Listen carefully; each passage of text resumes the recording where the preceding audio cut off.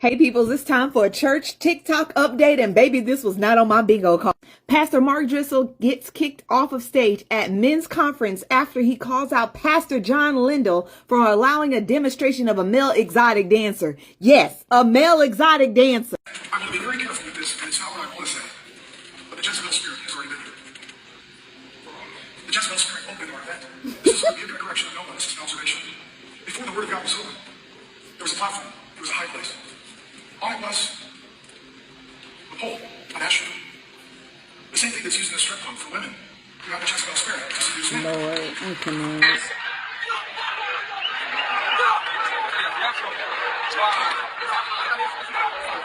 to say that. You should have said it to me first.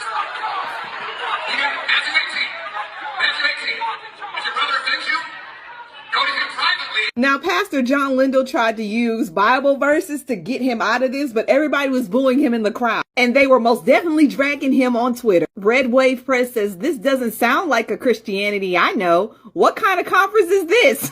Colin Ruggs said, same, these conferences are getting out of hand, you think? Jeff said, I feel like we're at the end of times. Now, apparently this conference was held in Springfield, Missouri. They said that should have never came from Vegas. The LFB said Mark didn't say my brother offended me. No, he called out public sin in a public way. That is biblical rebuke. Now, I can say for once, it's not us.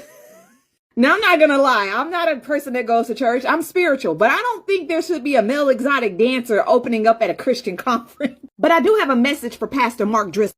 When condoning a man's actions, why did you bring in women? Why are women Jezebels because they are strippers or exotic dancers? You managed to still drag women down while trying to condemn your brother. And let's be very clear, women who are in exotic dancers are not Jezebel. The first Jezebel is portrayed unfavorably by an author of Kings for so many reasons. One of the greatest issues, however, is the intermarriage between an Israelite, Ahab, and a Gentile, a non-Jewish woman. And I quote, for most of the Hebrew Bible, any marriage outside of the Israelite tradition was discussed, particularly if it was to a foreign woman, as women were characterized as deceivers. So the first Jezebel wanted to worship differently.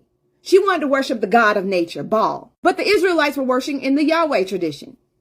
And that didn't sit right with Miss. So what did she do? Like any queen, she made sure the way that she worshiped was the way that her people were worshiping. Well, they didn't take too kindly to that. So anybody that was disrespecting her way of worshiping, she off they ass. And it started a long war. Eventually, she was taken down and buried in the proper way, so they say. But according to Britannica, she was eaten by dogs in her grave. So let me make this very clear. Women who are promiscuous, women who use their bodies to make money are not Jezebel. They're just workers. If you're going to use the word Jezebel, use it in the right way.